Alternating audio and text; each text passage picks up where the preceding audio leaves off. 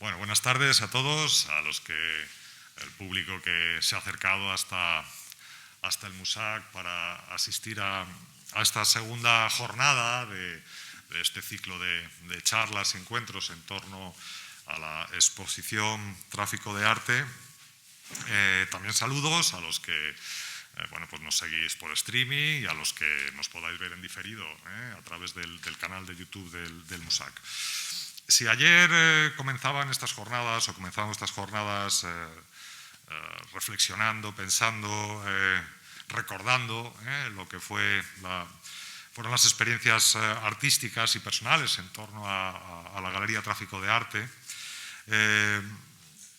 esta segunda jornada yo creo que está muy bien dedicada, con muy buen criterio por parte de la organización de las jornadas, pues a charlar un rato con algunos de los artistas que participaron de aquella aventura cultural, ¿no? De aquel fenómeno cultural que generó en torno a Tráfico de Arte, a Javier Hernando y a todos los proyectos que surgieron de ambos, ¿no? y de esta iniciativa tan importante para el arte leonés de los años 90 y de los años 2000. Me acompañan en esta mesa, creo que 4 artistas que representan muy bien las distintas facetas, los distintos objetivos que Carlos de la Varga tuvo como galerista a la hora de construir lo que ayer comentábamos, ¿no? Pues sus discursos intelectuales y sus manifiestos profesionales, ¿no? como galerista y también como intelectual. Aquí en la sala me acompañan en la mesa Ana Cristina Martínez y Bruno Marcos,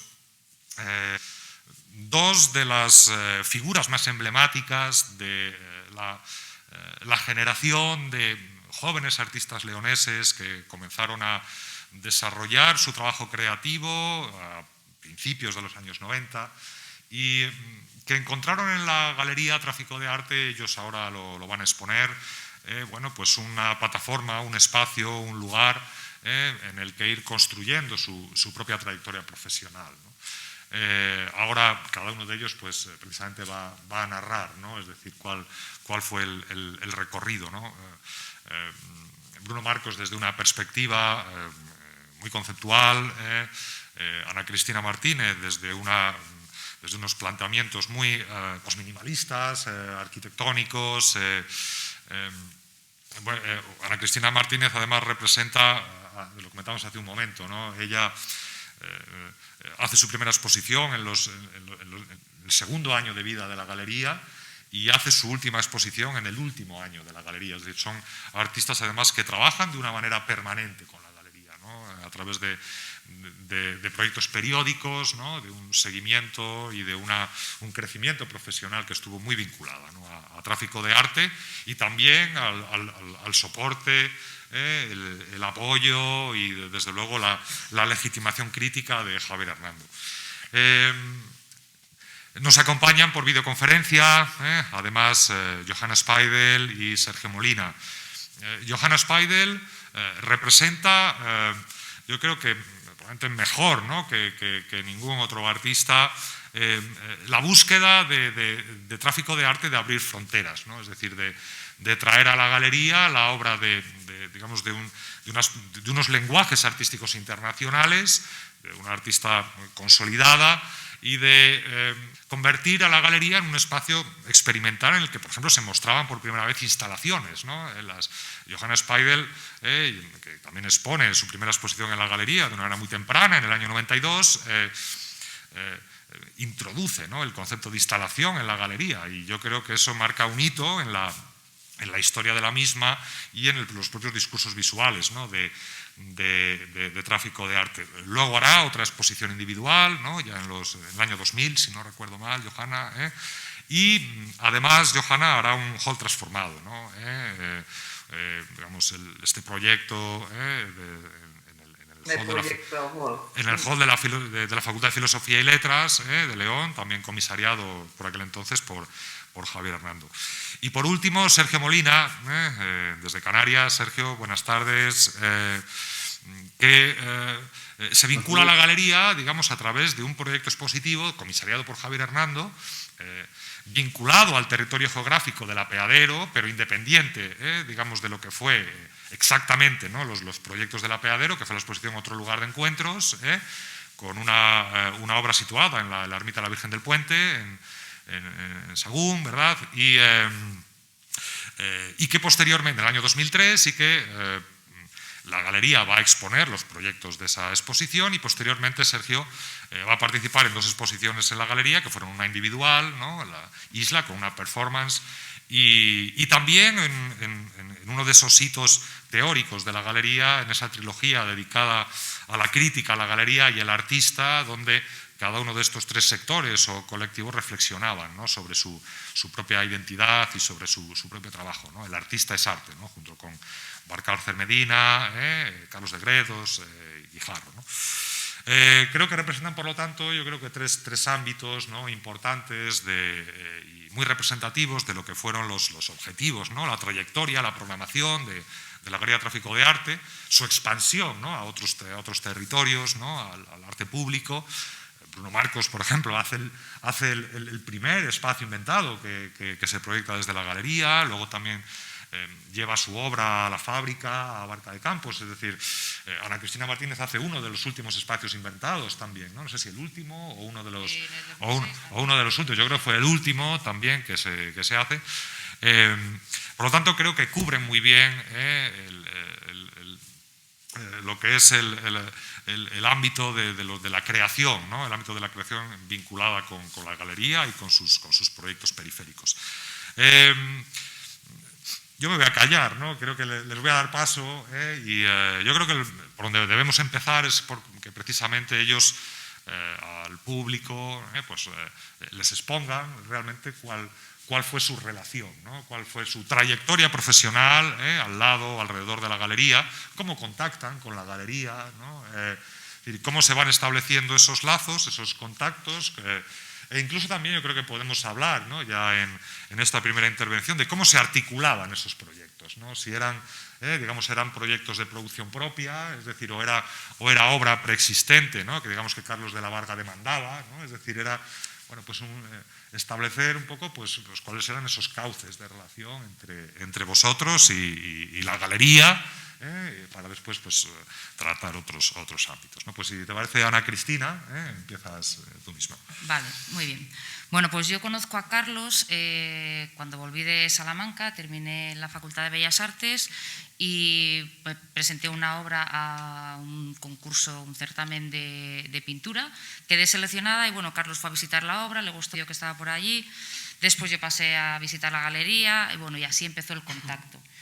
Después de pasar muchas tardes hablando y viendo exposiciones con él por allí, pues tuve la primera individual, como bien dices, en el 92, casi al principio de empezar la galería, y después ya siempre estuve vinculada mi obra estuvo vinculada a Carlos. Yo empecé con pintura, trabajaba solamente pintura, pero pintura que se basaba en la naturaleza, como decíamos, en los espacios, en la arquitectura, y mi pintura ya sobresalía de lo que es el muro. Yo fabricaba los bastidores y siempre les daba un realce de, bueno, pues sobresaliendo del muro. Eso me fue llevando a trabajar más el espacio. Como Carlos siempre potenciaba, siempre ayudaba, siempre te incitaba a buscar más, bueno, pues a raíz de ahí pues, empecé a hacer alguna intervención en los espacios, algunas instalaciones, siempre mezclándolo con pintura, ¿vale? Ese fue el principio de la relación con Carlos. Mi trayectoria artística se basa prácticamente en Carlos, en Tráfico, en Javier Hernando. Y pues aparte de lo que expuse en León, pues con Carlos hice exposiciones en Valladolid, en Evelio Ayubo, en Madrid también, fuimos a una feria de Lisboa, bueno, muchas cosas. Y todo eso pues más o menos hasta el 2006. Participé también en el Ojo Inventado. La última etapa fue muy productiva porque diseñó los espacios vacíos y yo hice los 3, creo que son los 3 últimos espacios vacíos que se hicieron en tráfico, entre el 2005 y 2006. Los espacios vacíos consistían entre exposición individual y exposición individual, quedaban unos 10 días ahí para hacer una intervención específica, ¿vale? Y entonces eso yo hice los 3 últimos. O sea, fue mi principio y bueno, mi relación con Carlos, con Javier, con todos los artistas, porque lo bueno de trabajar en tráfico era la relación que teníamos todos. O sea, las tardes que pasábamos, las noches que pasábamos y todo lo que charlábamos, todo lo que hablábamos, todo lo que hacíamos. O sea, fue muy productiva esa época. Así muy bien, que nada, luego comentamos. Después seguimos. Muy bien, pues Bruno, por favor. Bien, buenas tardes. Bueno, yo querría, más que hacer un repaso biográfico de lo que había sido mi experiencia con la galería, hacer una visión desde el presente hacia lo que fue, no solamente un ejercicio de memoria o de repaso, sino intentar ver por lo menos, más allá de los aspectos biográficos, pues qué podía haber eso para la persona que soy yo actualmente. Y de esa forma ver que simplemente no era pasado, ¿no? O un ejercicio de memoria, porque había muchas cosas mezcladas. Estamos hablando ahora que son 17 años, hace 15 años. Es decir, tiene el gran mérito lo que ha hecho el comisario Jesús Palmero. Muchas veces me he acordado de qué trabajo titánico ha tenido que ser meter 17 años de una actividad frenética como fue la de la galería durante esos años, a veces incluso hasta no podía seguirla, y meterla en una sala de exposiciones y encima desde 15 años después, desde el recuerdo, ¿no? Claro que ha tenido que hacer infinidad de entrevistas, me imagino, contactar con mucha gente. Tampoco existe un archivo como pudiera ser una institución, sino que es también un archivo colectivo, ¿no? Me imagino que Ana Cristina, todos habéis contribuido.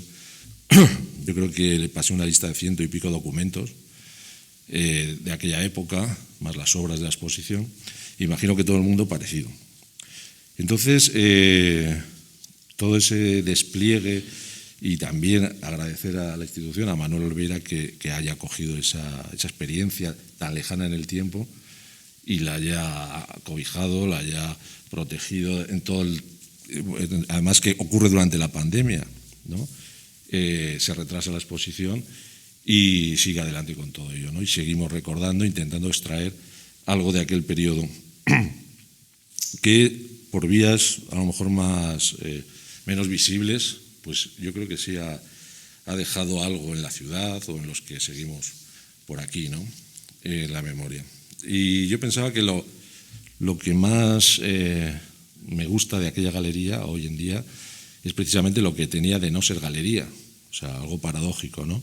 Todas las cosas que a mí me interesan hoy en día no tenían que ver con lo que decías tú ayer del tráfico de arte, ¿no? Del comercio, exponer y vender obras, que decías ayer, ¿no? Eso quizá era lo más molesto para él, también me parece que lo decías ayer. Y yo me acuerdo que me contó Carlos el origen del nombre, que me parece que el nombre fue un éxito inicial, tráfico de arte. A mí siempre me ha gustado ese nombre. Y él dice que yendo por Madrid vio una tienda que se llamaba Tráfico de Retales, ¿no? Carlos tenía o tiene muchas de esas cosas geniales, ¿no? De pronto extraer de la cotidianeidad algo que transforma algo, ¿no? Y además ponerle nombre a una galería que va a ser todo lo contrario, porque no se va a traficar con arte, sino que se va a traficar con un montón de cosas distintas al arte, ¿no? O vamos, al arte comercial. Entonces, pues se parte una definición como una galería paradójica o una cosa que al final se me ocurre pensar que podía ser una especie de museo privado, o sea, un museo sin jefe, una cosa que él hacía sabiendo que no tenía que dar cuentas a nadie, más allá de las colaboraciones que ayer comentabais, que siempre tuvo apoyo institucional, no pasaba de ser un logotipo al final de un folleto o un ámbito o un espacio para desarrollar una actividad o una charla. Él en realidad o la galería hacía una labor de centro de arte, o sea, muy parecida a como puede ser ahora mismo este museo, ¿no? pero desde la independencia total. Él al final no rendía cuentas a nadie, no, era su propio jefe, y él no era jefe de sí mismo también, porque muchas veces no se controlaba ni a él mismo, ¿no? Y entonces, yo esa es la definición que a día de hoy haría de lo que fue desde la persona que soy yo ahora. Claro, entonces tenía otra opinión. Luego, la evolución que siguió, pues yo creo que es bastante clara. Él se acerca al arte, o la galería se acerca al arte. Luego, el arte tiene que ser la vida, o sea, también recuerdo muchas veces que igual estábamos bromeando sobre cualquier cosa y él no seguía esa broma. A él le parecía mal porque te cortaba y decía, es que yo me estoy jugando la vida con esto. Claro, nosotros decíamos era entre 20 y 30 años, teníamos 26, 27 años, y él tiene 10 más que yo, me parece, pues él ya tendría pues 40 o por ahí, ¿no? Entonces él ya tenía un hijo, ya tenía su vida y tenía esa inquietud, ¿no? También de decir que es su vida, ¿no? Y quería vivir esa vida que para nosotros todavía era un proyecto, para él ya tenía que materializarse. A partir de eso se crea una comunidad, un grupo, aunque había caracteres muy difíciles, había controversias, había acuerdos, había épocas de no hablarse entre unos, otros, exigencias, bueno, unas situaciones complicadas que tampoco creo que haya que escamotearlas ahora en un recuerdo general de aquella época, ¿no? Ahora mismo que estamos haciendo una exposición sin él, sin Carlos, es parte de esa personaje, no de esa persona, ¿no? Esa persona con sus peculiaridades. Dentro de esas peculiaridades, algunas que puedan ser insoportables, otras magníficas, pues estaba la de esa capacidad de estar dispuesto a realizar o apoyar un tipo de arte de acción, es decir, de vida. Es decir, él no es que le gustase, no me parece que le gustase especialmente el posminimalismo ni el arte conceptual. Él provenía del gusto de la pintura, de la arquitectura, pero en cuanto ve que lo que nosotros venimos proponiendo en los 90 son cosas vital, arte vivo, él se apunta a eso, se apunta, acaba hasta el final haciendo cosas que van a implicar una experiencia vital asociada al arte, ¿no? Crea, por lo tanto, el arte a la vida a crear una comunidad, un grupo que llega a ser muy numeroso y llega a desaparecer por completo. Las últimas inauguraciones era desolador, era él solo, él, lo mismo que fabrica toda esa escena, la destruyen también.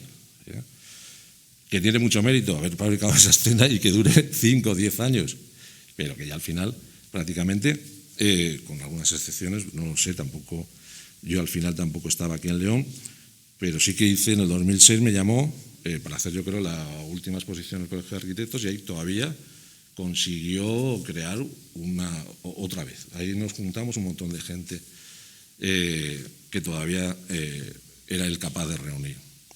Luego también la evolución le lleva a la calle, es decir, la calle, la ciudad y finalmente la naturaleza con el centro de operaciones de Landau, ¿no? También eso me llevaría, que pensaba ayer por la noche, que se podía contar la historia de la galería, también contando la historia de la Plaza Torres de Omaña.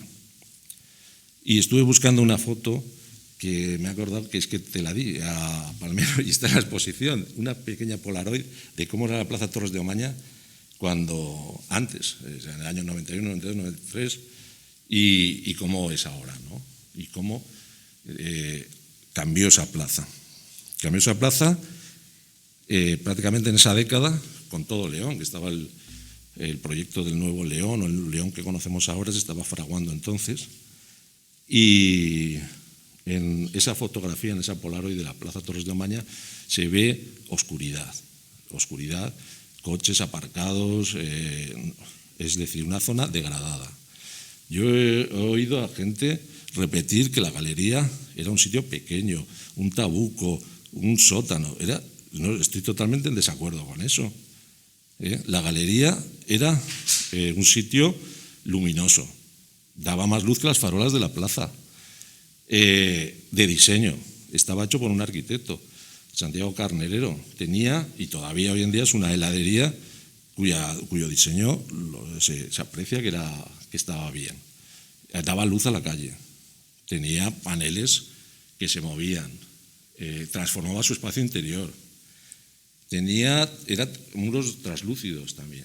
Es decir, la galería entra en una zona degradada como la plaza, que equidista de zonas de la ciudad muy emblemáticas, pero yo creo que era un poco un agujero negro. Teníamos la catedral, la calle Ancha, San Isidoro y equidistante de todos la plaza Torres de Amaña, que yo creo que era una zona también degradada, la zona del jardín romántico, de drogadictos, y era una zona oscura, era una zona que yo no sé si estaría en el plan de ser peatonalizada en el primer plan, esa plaza. Y entonces, cuando me propone hacer esa primera intervención del espacio inventado en la plaza, yo me acuerdo que hay que hacer todo desde el principio, hay que desalojarla. Entonces ahí es donde empieza la metodología que preguntabas. ¿Cómo trabajaba Carlos? Bueno, pues tenía una metodología bastante sorprendente y eficaz, y iba allanando todo el proceso. Hay que desalojar la plaza de coches que aparcaban ahí. Aparecen los camiones, aparecen los materiales. La obra que se puede ver en la exposición, que es 6 actores del grupo de la Danaos, que van durante un día siendo emparedados, dejando las manos fuera, ¿no? Entonces, todo ese proceso, él además lo está grabando con la película, que me acuerdo que cuando lo estábamos preparando, Palmero, le dije, siempre quise que la cortásemos esa película porque es 1 hora y pico, pero después de todos estos años, digo, no quites 1 minuto si puedes, porque describe cómo era el trabajo también de Carlos, cómo va grabando todo ese proceso. Desde que se quitan los coches, aparecen los obreros, la reacción de la gente, hasta la noche, cuando se desmantela todo, ¿no? Algo que a mí no se me habría ocurrido. Yo habría empezado a hacer montaje, corta aquí, lo más interesante, el resultado final, ¿no? Y él, y para entenderlo bien esa metodología, no hace falta más que ver un trozo de esa película. Él filma la puerta del coche de la escuela taller, filma al concejal de urbanismo cuando llega, todo en plano secuencia. Es muy pesado de ver, pero es muy revelador, y es un documento bastante significativo en lo que estamos, ¿no? En ver cómo se planteaba esa acción en la ciudad, ¿no?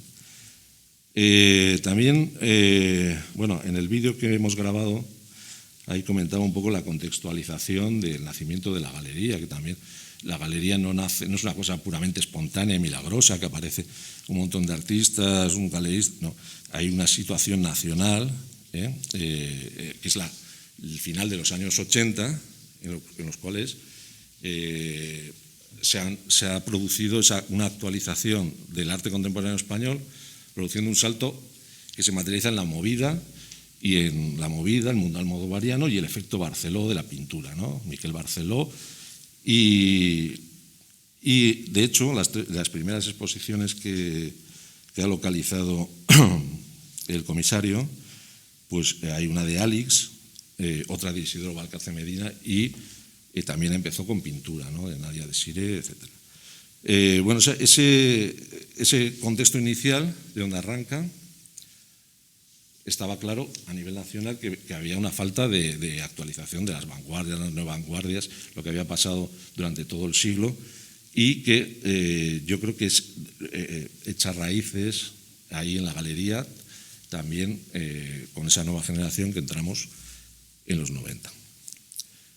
Entonces, un poco la definición, la evolución que tuvo la galería, la relación con la ciudad y, bueno, yo creo que por no extenderme más, o si sale, tengo un par de temas más, pero bueno, hacer un poco ese salto que él da hacia la ciudad también con una metodología que va improvisando, pero que se demuestra efectiva, ¿no? Y va creando comunidad, implicando a la prensa, a las instituciones, a los artistas, a la crítica, toda la gente que pueda estar interesada, ¿no?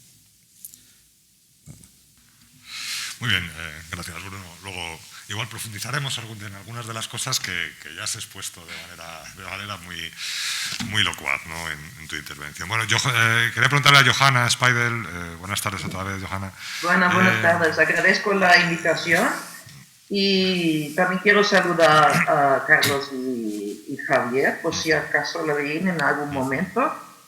Y bueno, como he conocido a Carlos de la Varga, ha sido en Madrid, ¿no? Me había mudado a Madrid en 1987 y luego hicimos un taller de creación en el Círculo de Bellas Artes y ahí vino Carlos para capturar para su proyecto, ¿no? Y estamos haciendo una exposición y habló conmigo, con Soledad Hernández de la Rosa y con Nieves Correa. Y al final quedamos que íbamos a hacer una exposición en la galería, ¿no? Y bueno, me gustó mucho el nombre de la galería, Tráfico de Arte, tiene algo como un poco de guerrillero, ¿no? Como tráfico, ¿no? De drogas.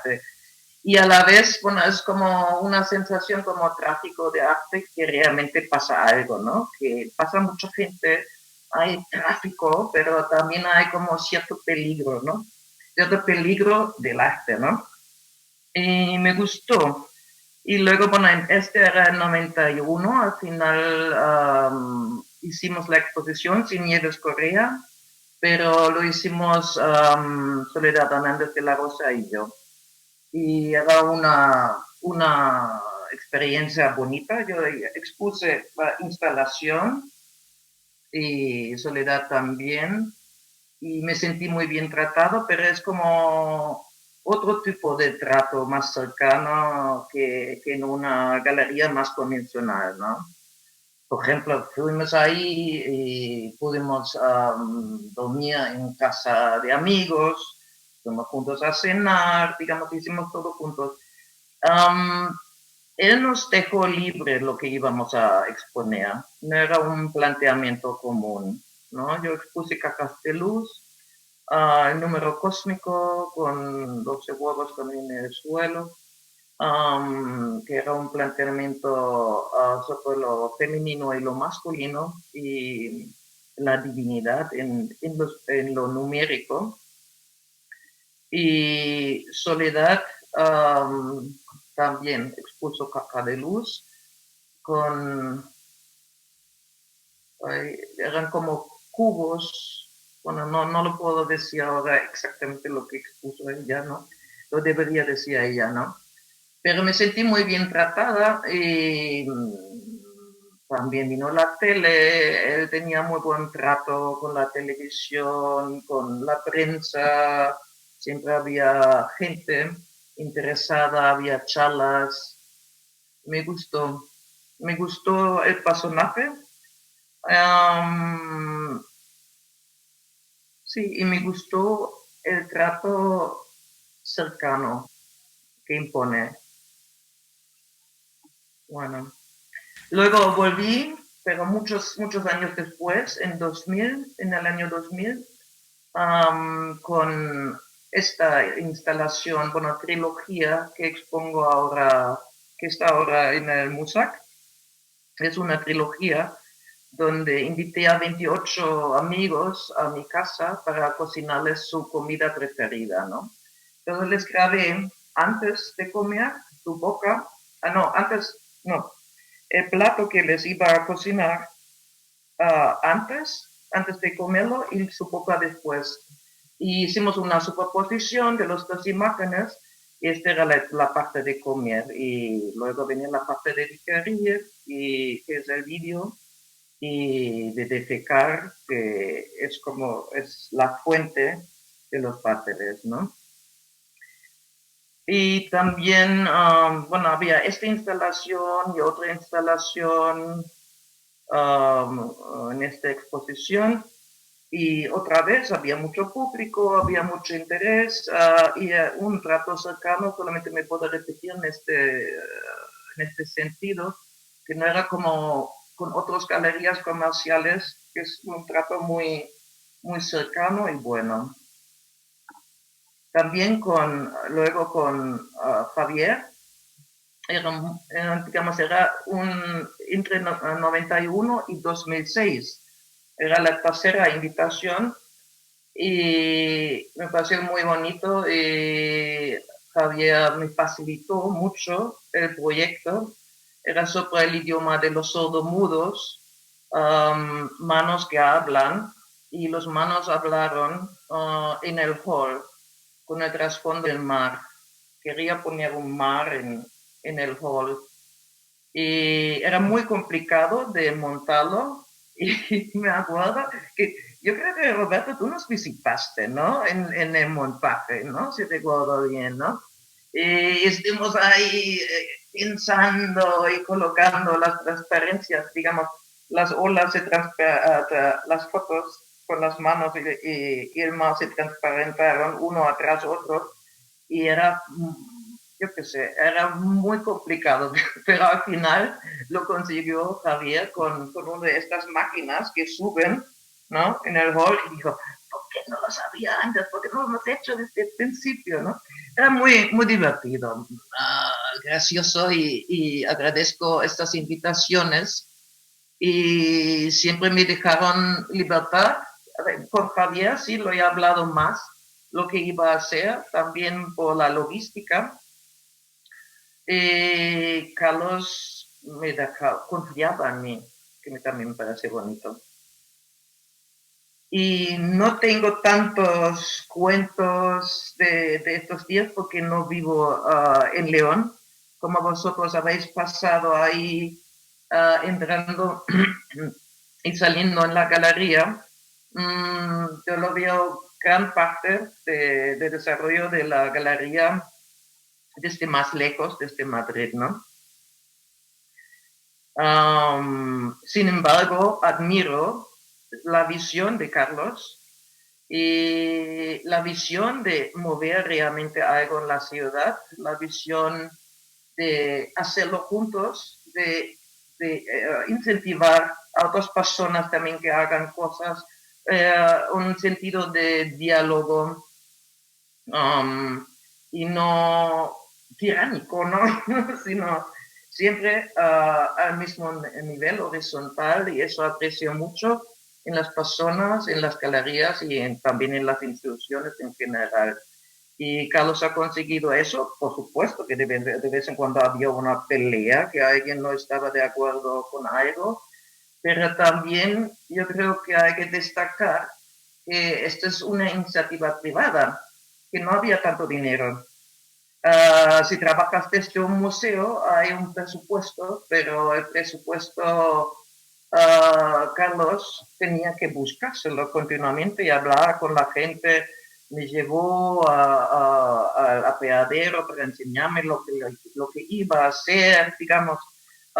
Tenía su visión y tenía el gran deseo de mover algo. Muy bien, muchas gracias, Johanna. Nada. Sergio, buenas tardes de nuevo.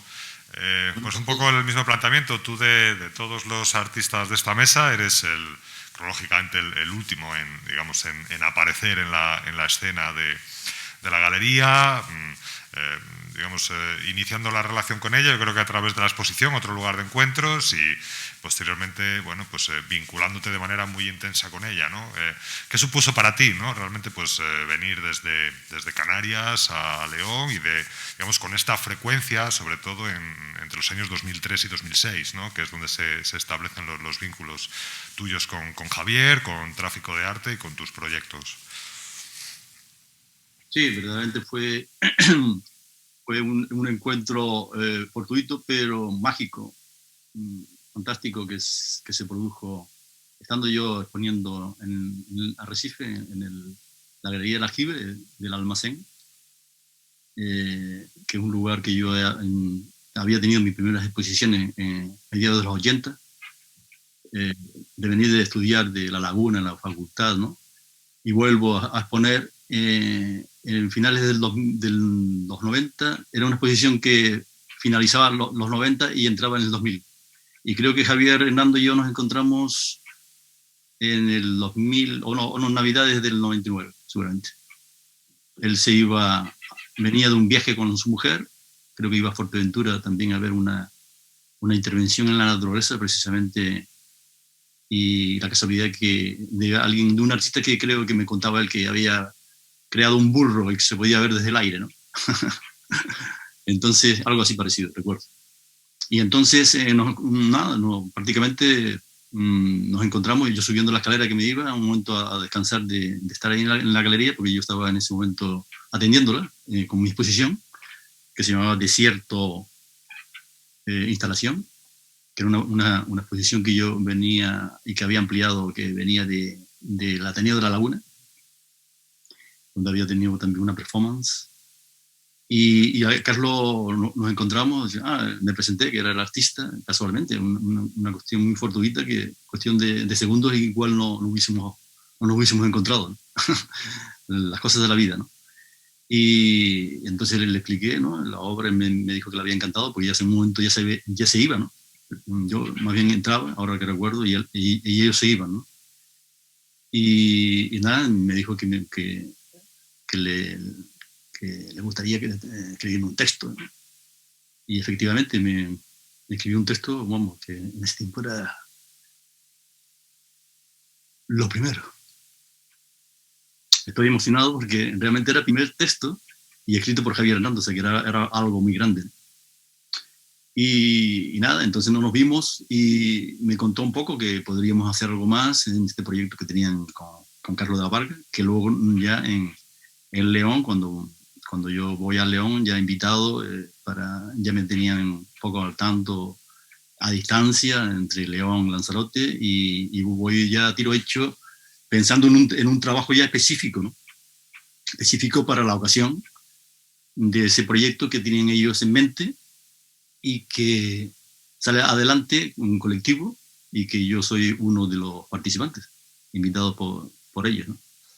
En un proyecto que se realiza, recuerdo que era en Semana Santa, y se expone al poco tiempo, eso fue en el 2003, ¿no? Tengo aquí al lado del catálogo. Y nada, pero es un proyecto que había que realizar ahí, porque eran 5 obras escultóricas en acero corten, que realizo gracias también a un buen amigo que estuvimos en la escuela juntos y que era maestro de soldadura del hierro, que trabajando en la ferralla donde lo hicimos, que tuvimos que improvisar unas lonetas que habían por allí, porque si no, imagínate, ¿no? Como dicen en Castilla y León, 3 meses de invierno y 6 de infierno, ¿no? Pues nos cogió uno de los de infierno. Y temperaturas, imagínate, trabajando en esas condiciones como de 50 y pico grados con maquinaria. Tuvimos que improvisar esas lonetas y sacamos adelante 5 esculturas en un mes, los dos, yo codo a codo con él, que gracias a él salió adelante, porque ya le digo, lo veían doblando el metal, como antiguamente se hacían los calderos, ¿no? Y era algo que ya no se ve, ¿no? Este amigo Marcial, y muy intenso, un mes a tope. Al final lo sacamos adelante justo terminando y prácticamente inaugurando, ¿no? O sea que fue como un parto muy, muy duro, pero de una satisfacción enorme, ¿no? Imagínate, ¿no? Tener 5 obras escultóricas en los aledaños de la ermita de Nuestra Señora del Puente en San Juan de Sagún, viniendo de Lanzarote y teniendo esa posibilidad de exponer allí, gracias a ese encuentro fortuito, mágico, y en un lugar tan increíble con esa obra que se produce con un encargo específico, de una intensidad enorme de un mes a tope, imagínate, ¿no? Y que salió todo muy bien, ¿no? De hecho, fue la obra que permaneció, porque era un proyecto temporal, y que permaneció en el tiempo a lo largo de los años.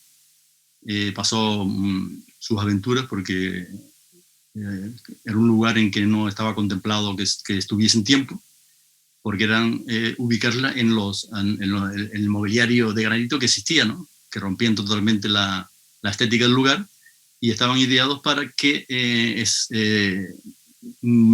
se integraran y a su vez fueran como, de hecho se llamaban topografías mansas, sirvieran como de orografía al terreno para que estos peregrinos que se encontraban con el lugar en el Camino de Santiago, como que es están en medio, antes de llegar al pueblo de San Juan de Sagún, pues pudieran disfrutar del lugar acomodándose y descansando y teniendo una experiencia un poco más en relación al lugar, ¿no? Con esa historia que tiene, ¿no? Tan importante, ¿no? Por lo tanto fue ya digo, ahora que estoy recordando es como recuperar esa energía que se produjo en ese momento de hace ya un tiempo, pero que queda muy presente.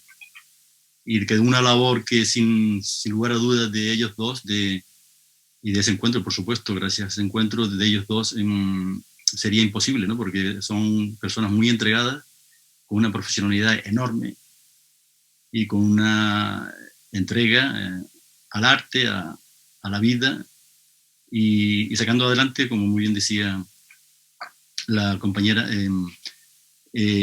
un proyecto cultural que siendo, digamos, iniciativa privada, sacarlo adelante tiene unos logros, lograr sacarlo adelante, unos esfuerzos, es prácticamente estar las 24 horas de una entrega y de un sacrificio enorme. Por lo tanto, tengo un muy buen recuerdo tanto de Carlos y de Javier, muy cariñoso, de unas personas excelentes y, ya digo, de unos profesionales como yo no había visto hasta entonces. Y de hecho tengo aquí como homenaje a su galería, a ese encuentro con Javier y Carlos, pues lo que yo había sacado esta foto en Lanzarote y que la empleamos como invitación, tarjeta de invitación, a la exposición que luego me invitaron en la Galería de Tráfico de Arte, porque esto de otro lugar de encuentro fue de Arte en la Naturaleza en San Juan de Sagún, en los aledaños de nuestra ermita de Nuestra Señora del Puente.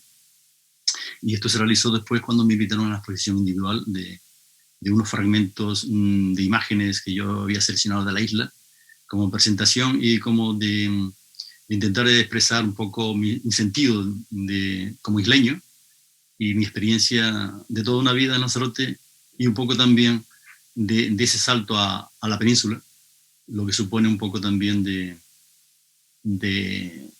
plantear una situación con todo lo que conlleva una isla como que es Lanzarote en Canarias, de un terreno muy frágil, ¿no? y de presentar también esas gentes, gentes tanto del lugar como de los que vienen de turismo, tener un sentido, demostrar un sentido muy frágil, al mismo tiempo de belleza y de fragilidad, que si nos descuidamos, pues no podemos seguir disfrutando.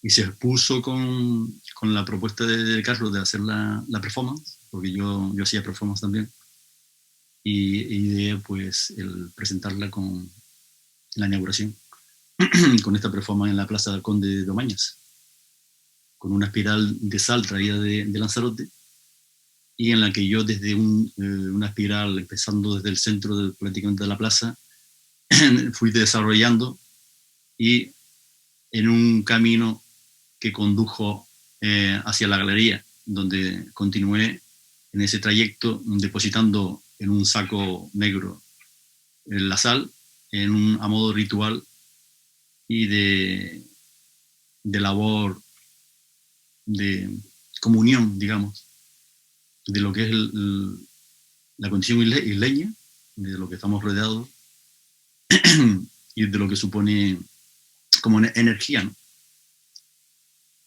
De compartirlo con la sala y con la obra que yo tenía expuesta, a su vez de esos fragmentos de isla, ¿no?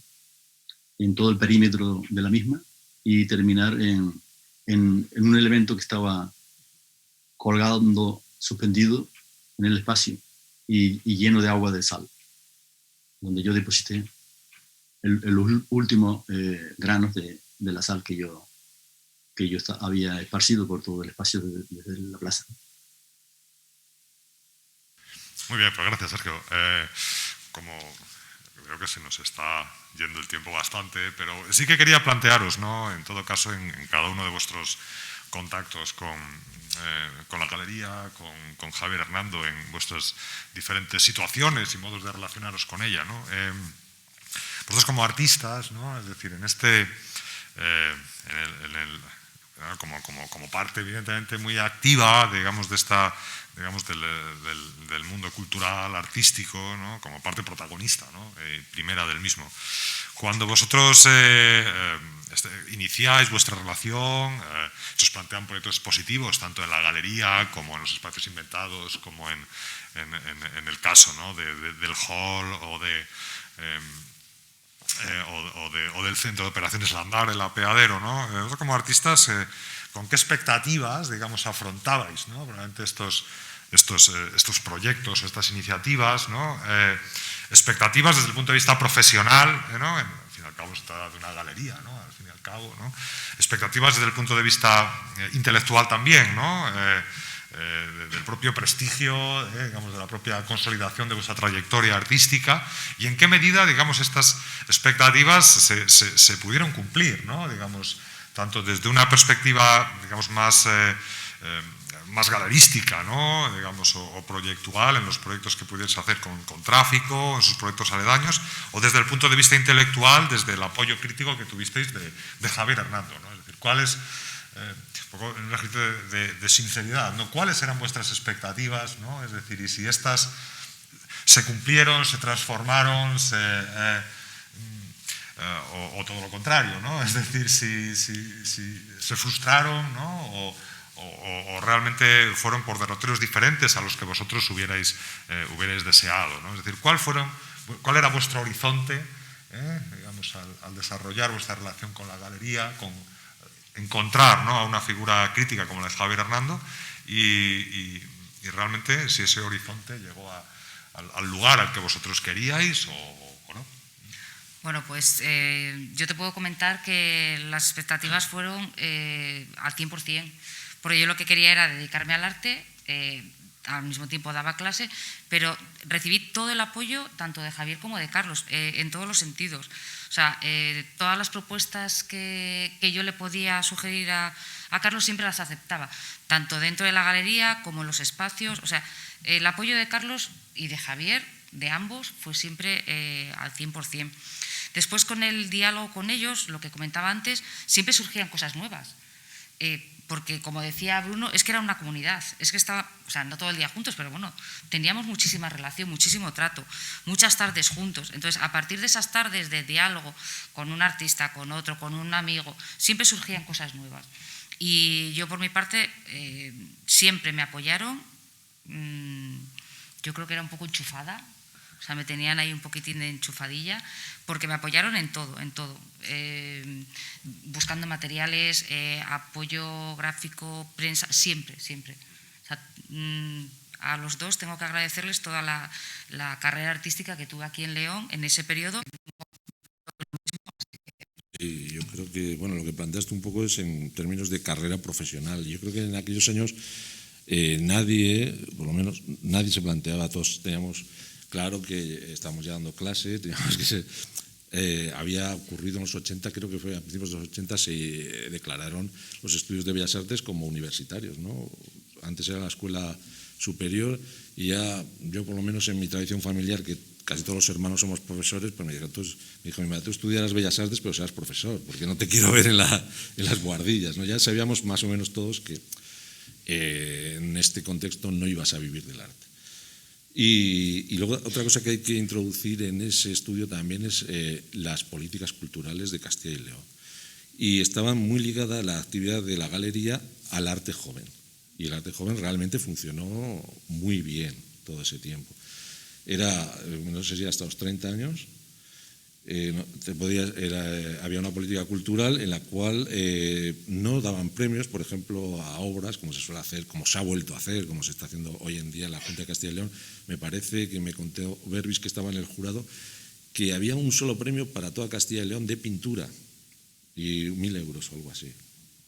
Hoy en día, o sea, es que en los 90 había mucho más presupuesto, no había ese criterio de excelencia, sino que se compraba obra a 20, 30 artistas, se les hacía catálogos y se financiaba esas exposiciones ayudando a las galerías, a las imprentas, todo un tejido que funcionaba muy bien. O sea, el arte joven funcionó muy bien en Castilla y León. Coincide que, claro, muy pocos pensábamos vivir de eso, o ibas a Madrid, tampoco era, o a Barcelona, tampoco era muy alentador, pero una vez que cumplías esa edad, la profesionalización era inexistente. No podías hacer prácticamente nada en Castilla y León, y además coincide con el efecto Guggenheim, el efecto Musac y el primer Musac, que todas las energías, fuerzas, prensa y dinero es para un proyecto de escaparate político, intencionado, que todo evidente, en el cual es que no solamente los artistas locales de Castilla y León, es muy difícil encontrar artistas de Castilla y León, promocionarlos o rastrearlos o ver una trayectoria mínimamente apoyada, ni por salas, ni por colecciones, ni por... Bueno, es que es evidente. O sea, plantearnos ahora que si nuestras expectativas fueron cumplidas por Carlos, bastante hicieron y bastante hicimos nosotros, porque yo creo que habrá mucho o poco dinero, pero lo que no se puede hacer es vivir diciendo que queremos arte contemporáneo, pero no tenemos artistas. Ni vamos a exponerlos, ni vamos a apoyarlos, ni estas colecciones van a tener artistas, como no sea uno de León que se ha ido a Nueva York. Es que era una situación absurda, dantesca, desarticulada. A partir de que tenías 30 años desaparecía toda la desarticulación. Y ellos también lo acusaban. Ellos, en un momento dado, solamente trabajan con arte joven. Nada más. Bueno, Johanna o Sergio. Bueno, lo que espero cuando expongo en espacios es que me facilitan las cosas, ¿no? Y también como Carlos estaba en el papel del galerista, tenía una galería física, aunque siendo otro tipo de galerista, yo espero, si me preguntas por cuáles son mis expectativas, un verdadero interés, que también la gente venga a mi estudio, que lo vea, que este intercambio hoy en día muchas veces ya no existe, sino hay comisarios, y quizás los comisarios ven tu trayectoria, se interesan por una obra específica y tal, ¿no? Pero bueno, y en ese sentido, Carlos, bueno, ha venido a Madrid, ha mirado lo que exponemos, tenía un verdadero interés, ¿no? De saber y de intercambiar también ideas. Y Javier Amando en el hall, ese es otro concepto porque es una universidad y la universidad tiene fondos y por lo tanto Javier ha podido facilitarme dinero de producción de la obra, ¿no? Que es muy importante para los artistas, que si hacemos instalaciones grandes, que nos pagan parte de o toda la producción, ¿no? Y por eso ha sido una gran alegría que la universidad, a través de Javier, me pagó la producción, ¿no? Y aparte de eso, tanto entusiasmo, tanta charla, y yo creo que es este tipo de gente que también busco. Entre mis amigos hacemos muchos proyectos en común, invitamos uno al otro, uno trabaja con este proyecto del otro, hablamos de este y hay un intercambio constante, ¿no? Y eso, ellos también son así, ¿no? Como muy fáciles en el trato y también apoyando la creación, en este caso en el hall. Todas estas transparencias y además de involucrarse personalmente en la instalación, en instalarlo, ¿no? Bien, muchas gracias. Sergio. Sí, evidentemente, sin la entrega personal, humana, ¿no? Profesional es imposible porque son proyectos que llevan mucho logística, ¿no? Una inversión de tiempo, económica, por supuesto, entonces tienes que estar luchando para conseguir esos medios. Yo, la verdad que la experiencia en estos proyectos fueron esenciales para mi carrera, para personal, profesional, y me van marcando desde entonces, ¿no? Yo ya venía desde los 80, finales de los 80 haciendo performance, que como yo digo, me salí fuera del formato pictórico, que es lo que yo hacía en ese entonces, y sentí la necesidad de expresarme más allá del cuadro. Y la verdad que el lograr tener una experiencia performativa en una plaza como la de Condes de Omaña, y con esa intensidad en plena Semana Santa, en la que tenías que esperar que pasaran las procesiones y demás, fue algo intenso y de una carga, vamos, emocional de todo, ¿no? Un cúmulo impresionante de sacar adelante. Ya le digo, sin ese aporte es imposible, ¿no? Y fue un momento genial, genial. De hecho, los proyectos que se han seguido, tenía un curso en el futuro en ese entonces, y íbamos pues proyectando proyectos para más adelante. También hubiese tenido mi experiencia en el hall, donde esos proyectos que tenía marcado Carlos y Javier manifestaban, pues, sobre todo recuerdo mucho que cómo dinamizaba culturalmente los amigos, las personas involucradas que tenían que ver con el arte, ¿no? Y Enrique Rueda, recuerdo que escribió un texto muy interesante sobre mi obra también, y luego que también hablamos de una amistad muy grande, ¿no?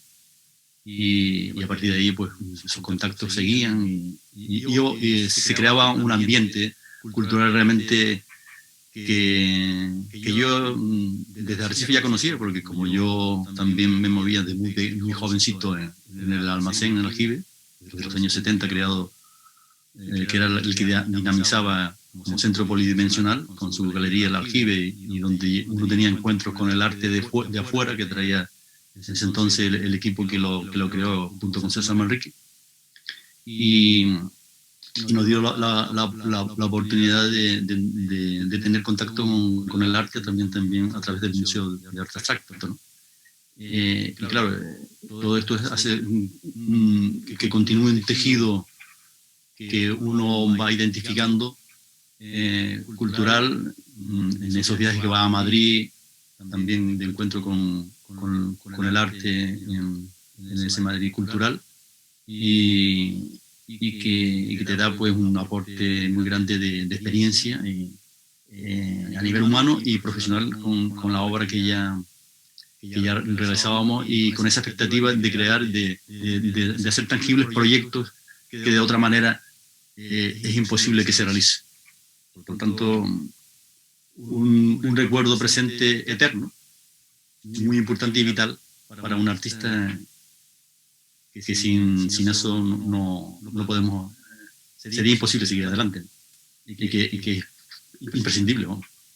Sigue siendo desde entonces y por mucho tiempo, desde que, mientras sigan existiendo artistas y arte, es una cuestión que es intrínseca, que se crea de esta manera, ¿no? Muy bien, muchas gracias, Sergio. Bueno, yo creo que entre vuestras exposiciones, yo creo que hemos hecho un retrato, yo creo que bastante intenso y detallado, yo creo que muy significativo y muy definitivo en torno a lo que para los artistas, ¿no? Y en la relación con los artistas supuso aquella época, aquellos proyectos que tanto yo creo que han marcado, ¿no? la historia cultural de la ciudad, y que ahora esta exposición compila, documenta y perpetúa, ¿no? de alguna manera, gracias a la acción del museo.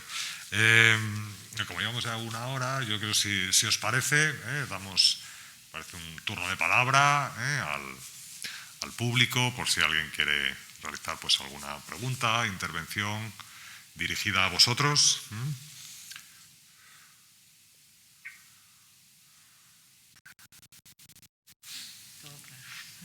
Bueno, no sé, si alguno de vosotros quiere ¿Quieres realizar alguna conclusión, algún balance final, algún apunte que tú... Sí. Sí, Luis. Hola, buenas, muy buenas.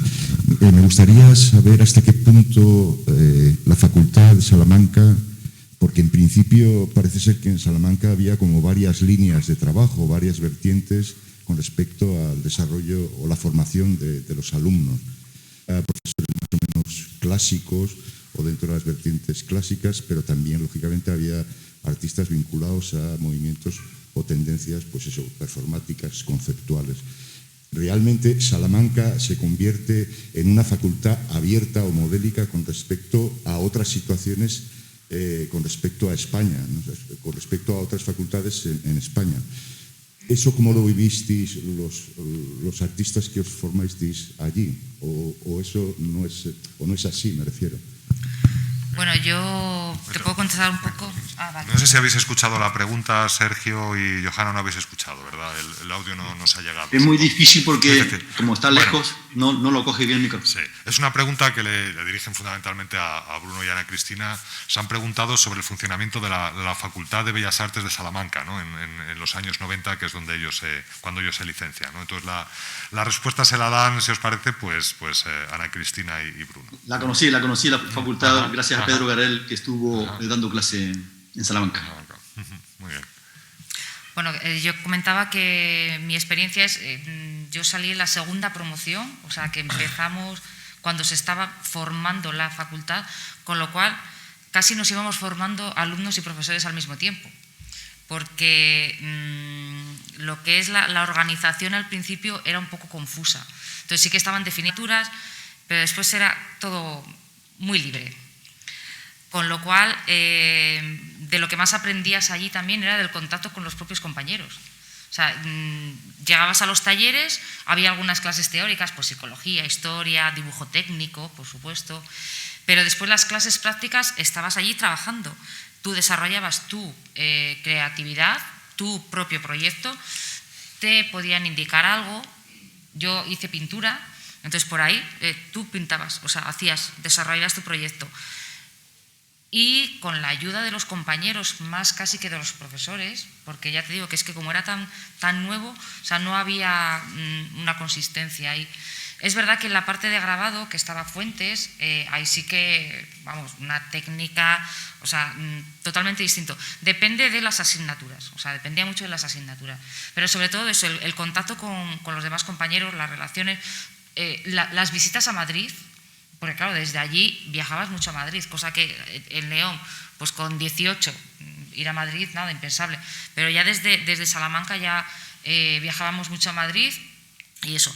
Y ya te digo que dependía mucho de las asignaturas y de los profesores de esas asignaturas. Pero sobre todo el contacto y la libertad que tenías. O sea, te planteaban proyectos y tú podías después derivarlo por donde más te interesara. No sé si te responde así la pregunta, si Bruno te comenta también. Sí, bueno, yo creo que el gran avance que tiene Salamanca es lo que comentaba antes, de que se crea el rango de enseñanza universitaria de grado superior. Eso hace que mucha gente empezamos a estudiar Bellas Artes con expedientes académicos normales, yo creo. O sea, es decir, antes eso, es que no vas a poder llegar a ser un licenciado universitario si te interesa, ¿no? Y creo que en toda España hay un boom en esos años también, porque también hay un boom de la imagen. Cuando yo estudié un poco después que Ana Cristina, todo el mundo iba a hacer diseño gráfico, ¿no? Begoña, no sé, también si fuiste como 3 o 4 años antes, y todo el mundo se iba a hacer diseño gráfico, porque iba a haber mucho trabajo para diseñadores gráficos en España, que parece ser que al final no fue así. Tampoco mucha gente ha hablado muy desencantada de eso, ¿no? Y como dice ella, la enseñanza de Bellas Artes, eso que dices tú de que es muy buena en España, es la primera vez que lo he oído, la Facultad de Salamanca. He oído cosas de todas, malas casi todas, y lo que había allí era, sobre todo, un profesorado que no preparaba las clases, ni tenía programación ninguna. Y como dice ella, lo bueno era, primero, que era el máximo nivel que podías tener en España de enseñanzas artísticas, podías ser titulado, y la formación técnica era defectuosa y también la teórica. es decir, no había ni siquiera un estudio del arte contemporáneo desde la historia del arte, sino que te mandaban a un profesor del departamento de Historia del Arte de la Universidad de Historia, que empezaba desde la prehistoria exactamente igual, con diapositivas, ni siquiera había una actualización, no había especialistas tampoco. Empiezan a entrar la figura del profesor asociado, profesionales de reconocido prestigio en unas situaciones laborales ínfimas, no sé si asociados de 3 horas, cosas así, que era gente que realmente había hecho un trabajo creativo, pues no sé si pues entonces fotografía, luego entró, no sé si entró Darío Corbeira, artistas que habían tenido cierta trayectoria, en situaciones muy precarias, y el resto del profesorado pues ni siquiera académico, o sea, deplorable. Yo no sé cómo estará, creo que haya mejorado ahora algo, pero realmente es te tenías que ser un autodidacta, de muy lo que pasa es que también coincide que en Madrid se empiezan a hacer exposiciones de actualización. Justo en 94 empieza a aparecer la exposición de Bruce Nauman, la exposición de Boyce, descubre a esa generación la docencia por otro lado, ¿no? Por ejemplo, también en el CEGATRAN a Chonchi, por aquellos años, me parece, y se empieza la gente a formar a sí misma. La facultad era, pues sí, un lugar, pues tenías tiempo, metías muchas horas, dibujabas, pintabas, lo que sea, pero al final coincide, yo creo, esa generación, pero por otras cosas, no por la docencia. Claro, es que es eso, o sea, de la relación que tienes con tus compañeros, de las exposiciones que ves, la inquietud, de las inquietudes, del tiempo que dedicas, porque claro, te pasabas por la mañana y toda la tarde. Es verdad que tenías el espacio allí, sí, tenías un taller inmenso. Era muy bonito. O sea, tenías un taller inmenso y ibas a pintar todo el día pintando. Claro. O sea, con lo cual eso te formaba un proyecto y ahí estabas desarrollándolo. Sí. Pero es lo que decía, o sea, apoyo en muy pocas asignaturas. O sea, había pocos profesores que por ejemplo, que se dedicaran a eso. Ahora han dado el premio Castilla y León de las Artes a Comonte, que fue Comonte, de escultura, un escultor que tenía una trayectoria escultórica, pero cuyas clases era contar su autobiografía. O sea, contar su vida y no nada más. Sí, es que las clases eran diferentes, por eso éramos de Bellas Artes. Los de escultura, que quizá los que cogen que estaba Sinaga. Estaba Fernando Sinaga, esa parece que... Sí, era un poco más, lo más así... Sí. Y después Fuentes. O sea, Pepe Fuentes, en grabado, que tenía ahí ya... En cuanto a la técnica del grabado, sí. Pero ya te digo, después de pintura, pues lo que te dedicabas ahí a pintar, y lo que trabajabas, y las horas que dedicabas. Y formándote por tu cuenta y... Sí.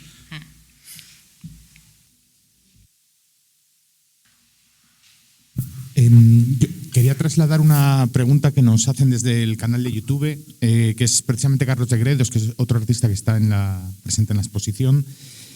Y bueno, va dirigida a Bruno por una cosa que dijo antes, pero que igual podemos trasladarlo a los 4, igual se lo puedes traspasar también, Roberto, a Johanna y a Sergio, que viene a decir, me ha parecido que Bruno ha dicho que Carlos se cargó su propio proyecto.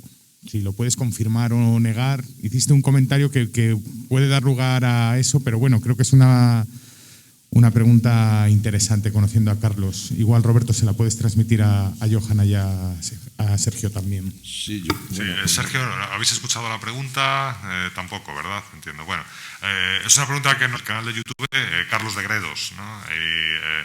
Y Carlos, bueno, es una pregunta dirigida a Bruno, es decir, en el que a Bruno Marcos sobre, bueno, yo creo el comentario que antes ha hecho Bruno sobre si, digamos, Carlos de la Varga, digamos, su propia, digamos, actitud, ¿no? Digamos, su propia personalidad es la que arrastra, ¿no? Es decir, el proyecto de tráfico de arte a su fin, ¿no? Sí. Es decir, sí. Bueno, no sé si exactamente he dicho eso, pero lo que pienso, tengo aquí apuntado, por ejemplo, un tema que podíamos hablar hoy era ¿por qué murió tráfico de arte?, ¿no?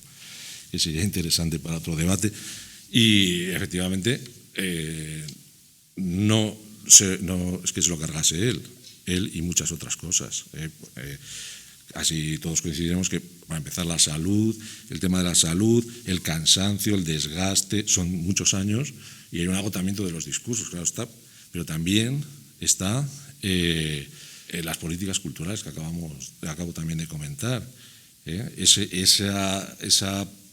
arte joven, esa huida hacia adelante, esa apuesta por las nuevas vanguardias o por las instalaciones, eso va construyendo algo que se va derrumbando. Y él también colabora en ese propio derrumbamiento. Yo lo veo así, creo que mucha gente también. Lo mismo que ha construido una escena, entre todos hemos construido una escena y una especie de arquitectura va retirando algunos de esos pilares de esa arquitectura. Unos se los quitan otros los quita él. Otros los quita otras personas, otros se retiran. La realidad es que el final del proyecto es desolador. Es desolador porque él resiste, una de sus palabras, de sus frases, creo que hasta incluso hacía camisetas sobre la resistencia, ¿no? Estoy de acuerdo que hay que resistir, pero no hay que colaborar con la autodestrucción. En un momento dado es un gran colaborador de la autodestrucción de todo ese proyecto, que estaba enfocado a eso, de acuerdo, porque hay muchas otras circunstancias. No sé si lo veis así vosotros también. Sí, el factor económico comentabas tú ayer, por supuesto, eso va minando desde el principio. Sí, hay factores evidentemente de salud, ¿no? y hay factores profesionales, ¿no? de un proyecto unas relaciones personales que se deterioran, unas circunstancias de salud que confluyen en el tiempo y que también conducen yo creo que al deterioro de todos esos proyectos, un cierto agotamiento de algunas de las propuestas y alguna desatención, yo creo que también algunos de los proyectos. Yo creo que, sobre todo en el tema Carlos de la Varga, digamos, la gran dispersión, la gran cantidad, la gran potencia creativa, yo creo que le desborda. Desemboca en un momento en una huida hacia adelante. Claro, es decir, claro. Cuanto más proyectos haga, menos filtro, menos... y claro, todo eso contribuye a que sea una bola de nieve que pero yo creo que fueron todos muchos condicionantes que se juntaron en ese momento. Pues Javier Hernando, claro. Los problemas. Yo creo que fue el momento. Estalló. Claro. Los motivos, bueno, pues diversos. Lo cual no resta ni mérito. De hecho, estamos ahora aquí expresando el mérito que tuvo crear esa escena, ¿no? Entre todos. Y el final es una parte de la realidad. Yo creo que, Bruno, tú has apuntado algo importante antes, ¿no? Y es que, fundamentalmente para Carlos de la Varga, el arte es un concepto vital, existencial, ¿no? Y evidentemente eso también, pues en momentos de crisis, en momentos críticos, puede arrastrar, digamos, hacia unos procesos autodestructivos, ¿no? Y, digamos que yo creo que Carlos es el artista en su galería, porque él, cada exposición que hacía era como que fuera el artista de la exposición, o sea, lo preparaba todo, lo montaba, lo iluminaba, lo medía, o sea, él creaba.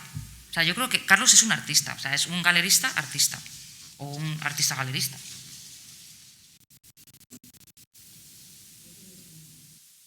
Sí, Begoña. Ahora os trasladaré la pregunta a Sergio y a Johanna. Bueno, yo creo que Carlos de la Varga y la Galería de Tráfico estuvo también muy sustentada por la ayuda y el apoyo de Javier Hernando, tanto a nivel teórico como incluso a nivel económico. Yo creo que Javier aseguraba mucho las ideas de Carlos, tanto a la hora de defenderlas con sus textos, por ejemplo, o incluso fundamentar las exposiciones artísticamente. Entonces, yo creo que el papel de Javier Hernando fue fundamental. Cuando se dio esa disolución entre ambos por el problema o lo que fuera, yo creo que ahí Carlos ya cayó en picado con toda su galería y su trabajo, claro. Y yo creo que eso fue, pues porque yo creo que Javier estaba ahí sujetándolo siempre. Sí. Entonces, bueno, pues ya digo que en esos dos sentidos, tanto el teórico como incluso el económico y el ideológico también. Entonces, bueno, y después estábamos todos los demás alrededor. Y contestando a Luis, que preguntaba por el tema performativo en la Facultad de Bellas Artes, yo que soy de la segunda promoción Y cuando en aquellos años, pues confirmo lo que dice Ana Cristina y lo que dijo Bruno, pues era totalmente desmandada, una facultad en la cual no había un orden ni concierto, pero sí se nos ocurrió en nuestra promoción hacer una especie de fiesta que se llamó San Marcos, por los Marcos. Y en aquellas fiestas, se estableció como una especie de desfile, se pedía permiso a la ciudad para hacer un desfile por toda la ciudad, y era como una especie de acto performativo de todos los alumnos de la facultad, por lo menos los 2 años que yo estuve en la Facultad de Salamanca, porque yo terminé y me licencié en la Facultad de Madrid. Y se hacía efectivamente una serie de performance a través de las calles de la ciudad. Incluso después terminábamos en la Plaza Mayor de Salamanca y ahí ya pues hacíamos, pues cada grupo hacíamos el desarrollo de lo que era la idea que tuviéramos en ese momento. Pero bueno, pues es un poco, no sé si te contestó un poco a la pregunta.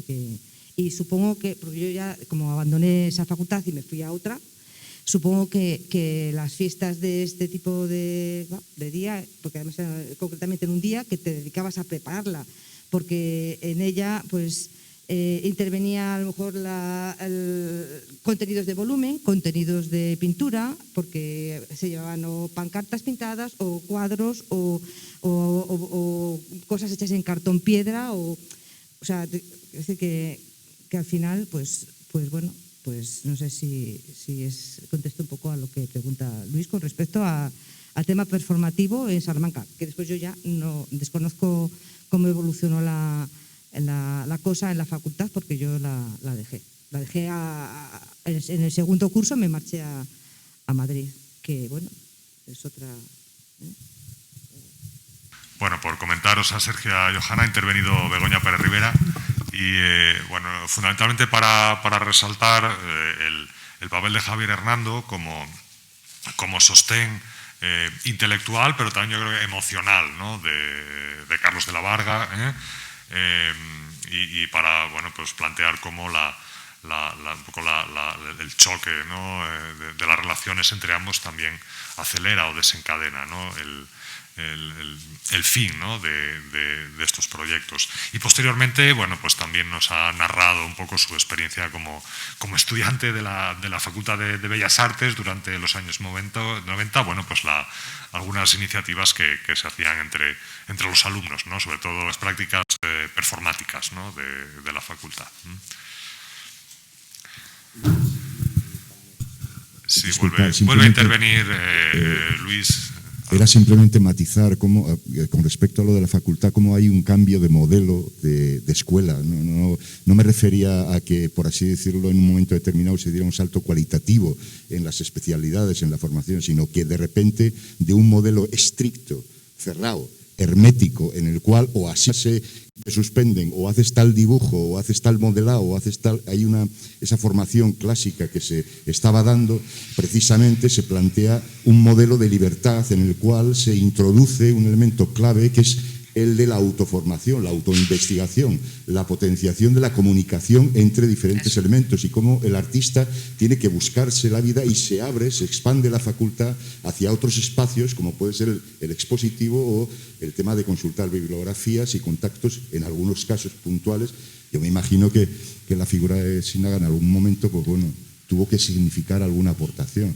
Y lo que sí tengo muy claro es que, bueno, Pepe Fuentes, lógicamente, es una base, es un punto de inflexión muy importante para toda la transformación que se produce en España a nivel de obra gráfica y la experimentación directa, que lógicamente son recuperaciones de procesos artesanales y tal, y que desde diferentes perspectivas, mejor o peor, no os explico.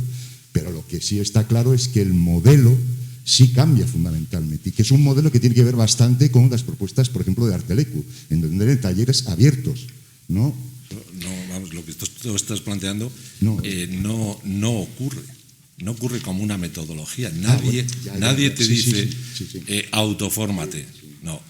Lo que ocurre es que no dan clase. Es fácil de entender. No se da clase. Y el modelo de Artelecu, comparado con la facultad, no tiene absolutamente nada que ver. No tiene absolutamente nada que ver. Y la formación que puede dar grabado, que esté diciendo, Pepe Fuentes es una formación técnica de un oficio, con al máximo nivel lo que se quiera. Pero estamos hablando de estudios artísticos. Una de las cosas más patéticas de Salamanca es ver cómo los compañeros, para aprender técnicas, apuntaban a la Escuela de Artes y Oficios. Bueno, yo eso no lo viví. No, Yo tengo el recuerdo de Fuentes con técnica, no pero te digo después... de Fuentes, digo, en general. En general barro, sí, en general... A arcilla, a En general, sí, en general es que era así. Es verdad que la idea en aquel momento se tenía es que decir, Madrid era la clásica, donde tenías que ir a clase, dibujar a carboncillo y a lápiz a la perfección, y Salamanca era el underground. O sea, ahí libertad total. Pero es verdad que la libertad total, esa era libertad total, eso, salvo en pequeñas, en algunas asignaturas. No se puede dejar sobre la mesa que haya ningún cambio de paradigma, por lo menos en mi experiencia, cuando estás haciendo dibujo del natural. Pintura del natural, 3 años. O sea, es que no se puede falsificar los hechos. Sí, era eso, sí. Ni que la enseñanza artística del máximo nivel de un país no sea ni técnica ni teórica, como estaba ocurriendo en Salamanca, por mi experiencia, hablo de ese periodo. Y nada ha cambiado, nada. O sea, nada de lo que ocurrió ahí ha cambiado absolutamente nada. O sea, la autoformación esa espontánea, una decisión personal, ausente de los planes de estudio y la metodología que se hacía, que era nula en mi experiencia. Y no, creo que tú estás diciendo, me parece que lo mismo. Eso, libertad total, pocos profesores que dieran clase, salvo, ya te digo, yo, Fuentes sí, y Concha, y poco más. Y después eso, tiempo para trabajar allí. Pero ni te indicaban, no te decían nada. O sea, nada. Y técnica, eso, Fuentes. Los demás, pues horas de trabajo, horas de trabajo y comentar. La educación artística en España, en Castilla y León, es otro tema muy largo y muy distinto de lo que me estás comentando. Vamos, es primera noticia que tengo, esa visión positiva, ni siquiera a día de hoy. Ni siquiera a día de hoy. Y la situación laboral del profesorado más artístico o más involucrado en el mundo contemporáneo sigue siendo muy mala. Bueno, ya, yo creo que ya he explicado cuál es el hecho de que en esa época yo creo que la Facultad de Bellas Artes, su creación, que también yo creo que es un error que hay en la historiografía que hace Javier Hernando, un punto de aparte, da unos valores a esa facultad que en realidad los que tenía era lo que está diciendo Ana Cristina, es decir, gente con muchas ganas que se está autoformando, que está yendo a un montón de exposiciones por su cuenta y que está coincidiendo que hay exposiciones buenas en España en ese momento. Entonces, sí que existe la facultad, te da una titulación superior, se reúne gente con capacidades que no son meramente de alguien que dibuja bien, sino que es alguien que quiere también un estudio intelectual, un acercamiento más completo al arte.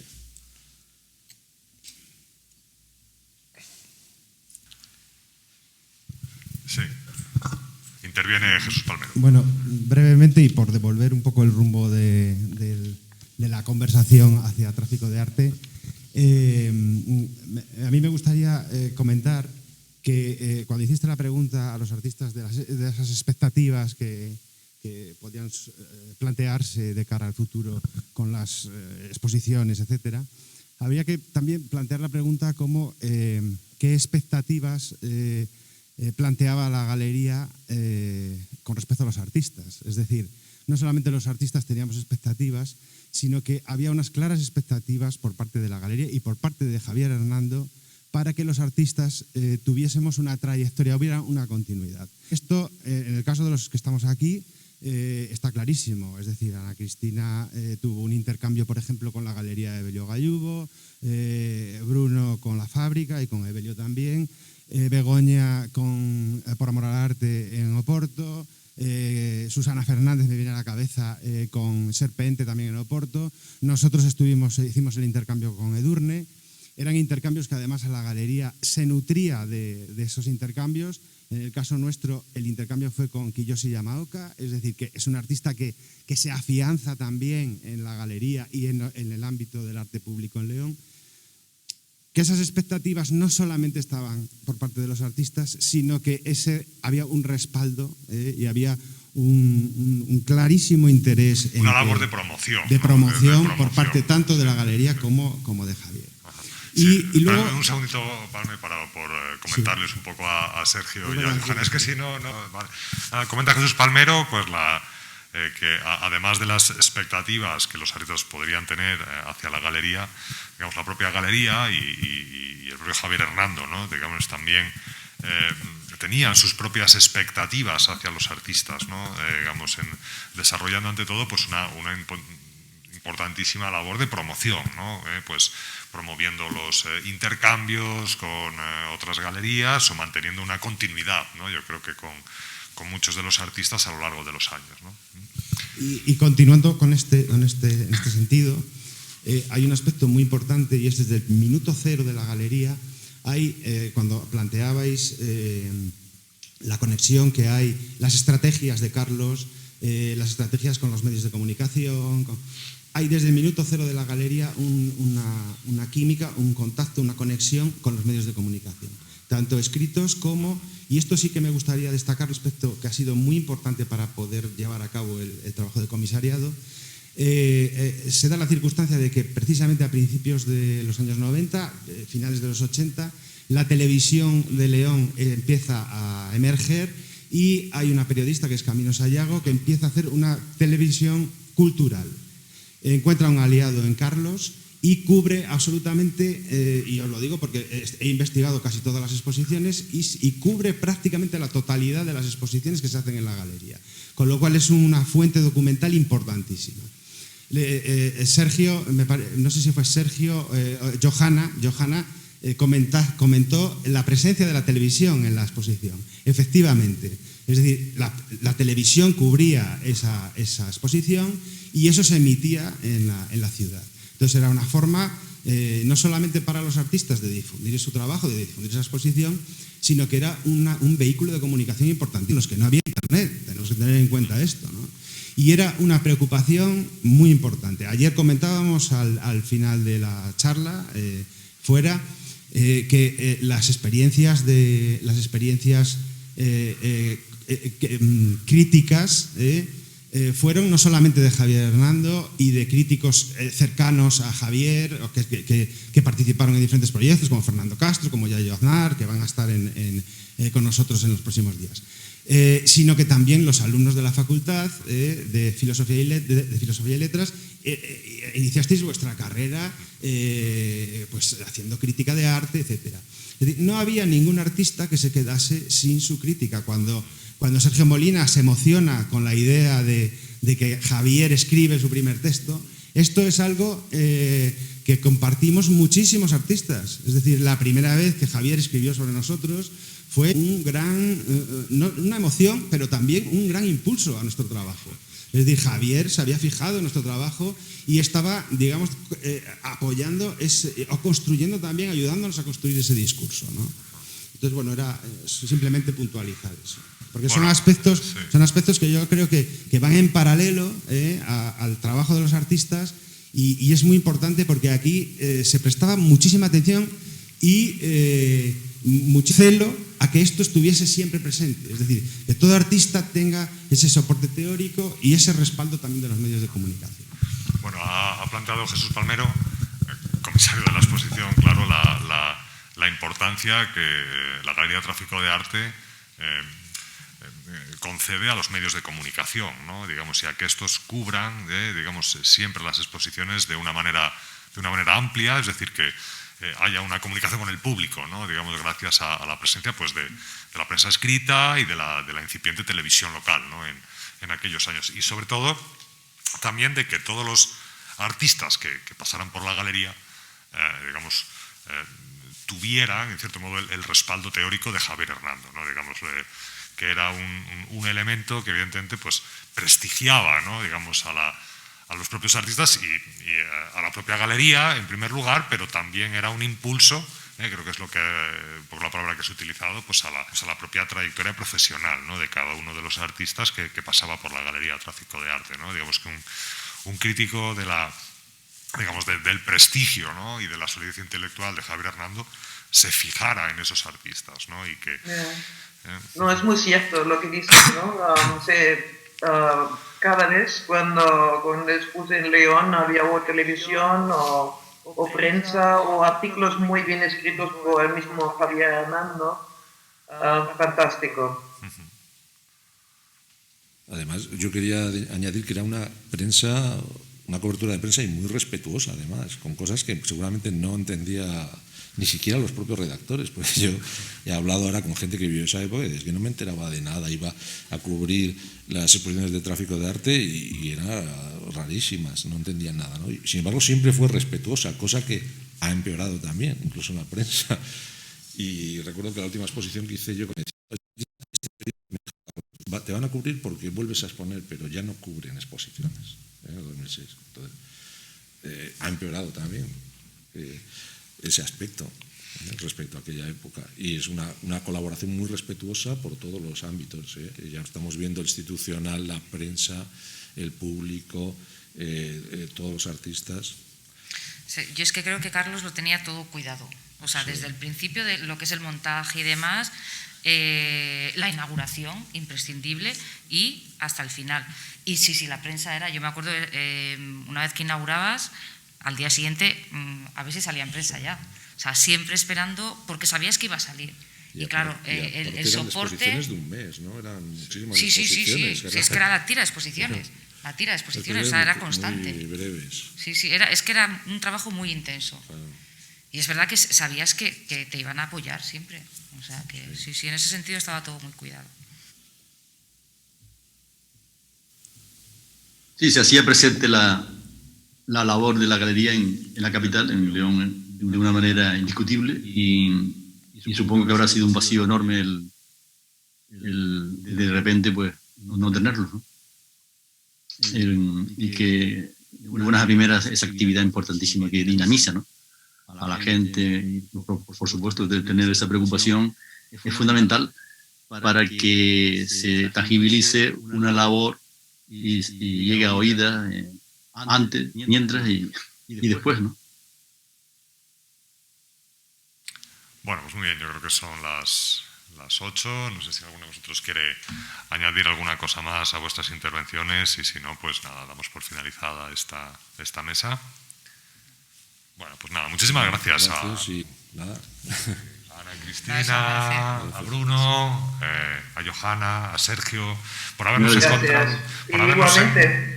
encontrado en este marco, en este contexto. Ha sido por contar conmigo y un placer compartir este evento tan importante. Muy bien, pues muchas gracias, Sergio, Johanna, Ana, Cristina, Bruno, y nada, muchas gracias a todos los asistentes. Gracias.